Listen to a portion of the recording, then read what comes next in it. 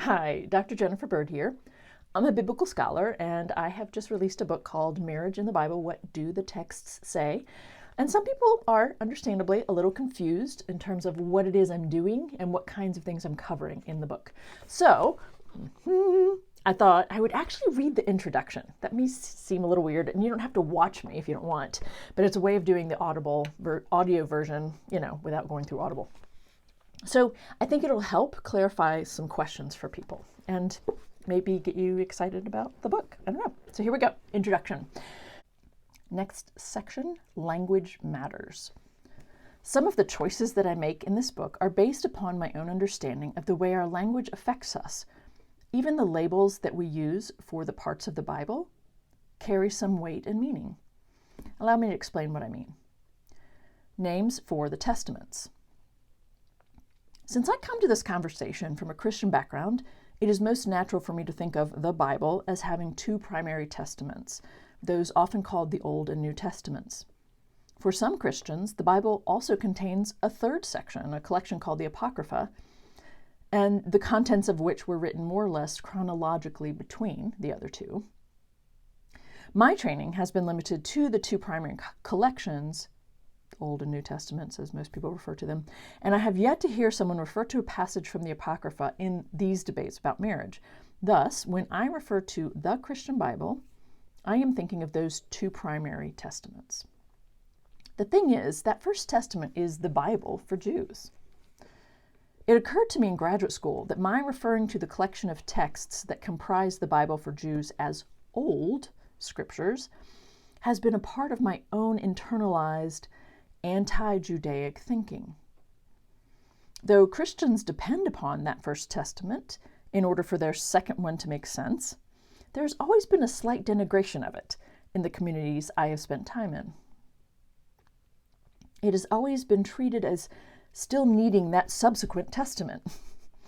Thus, I choose to find a way to teach and talk about that First Testament in a way that respects that it came first, that it is complete on its own, and that it is the foundation of several layers of commentaries and deliberations over the centuries that also hold near canonical status for Jews. I'm referring to the Mishnahs and the Talmuds. Perhaps you will ask yourself what the label Old Testament communicates. For instance, does the old mean a respectful ancient? Or do you perhaps take it to mean something outdated? Does it imply the need for something new? More to the point, old in contrast to new only makes sense from a Christian perspective. I'm not trying to start a debate over the Christian tradition's choice of labels, in parentheses, maybe I am.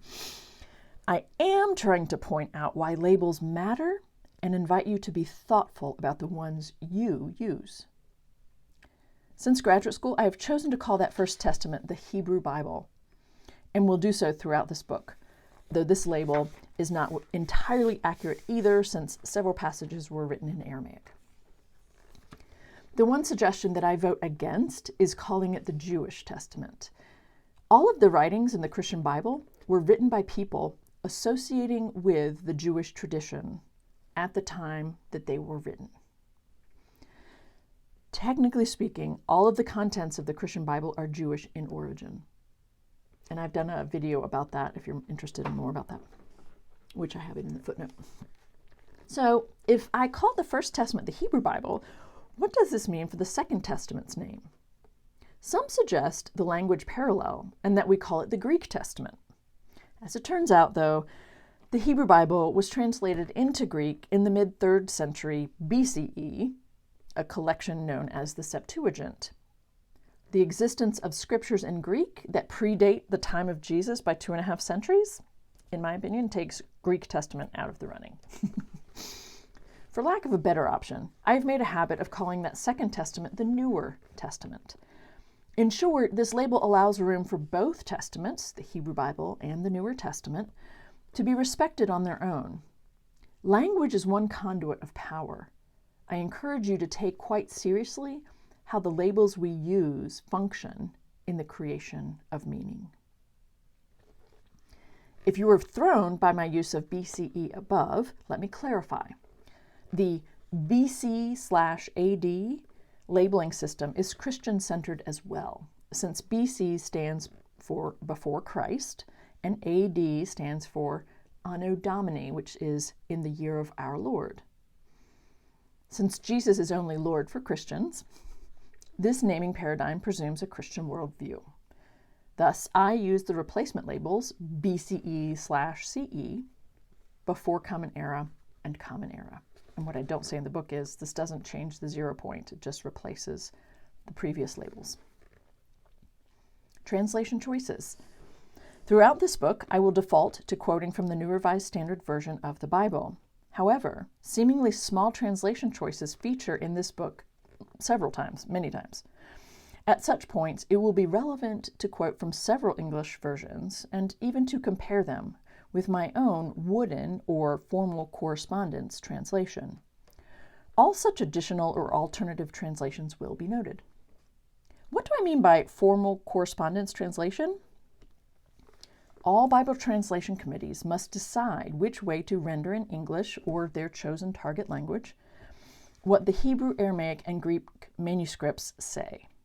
There are two ends of the translation spectrum, if you will: formal correspondence and dynamic equivalence. The former is an effort to offer as close as possible to a word-for-word translation, formal correspondence. The latter is more interested in trying to communicate, to the best of our knowledge, the sense of the passage, their thus dynamic equivalence. Since words change in meaning over time, sometimes a word-for-word rendering is woefully inadequate. Sometimes our efforts to render the meaning of a word or phrase in current terms hide the roughness or stark nature of the original. As you will see, the way that committees have chosen to handle a few terms, just a few, consistently, has had a significant impact on what people of faith think the Bible says about marriage. Referring to God, and I have this in quotes, and it's G/D, or -D. In anticipation of a range of people reading this book, Jewish, Christian, non-religious, I've chosen to use the designation G-D when referring to the divine being, who is named in various ways in both testaments.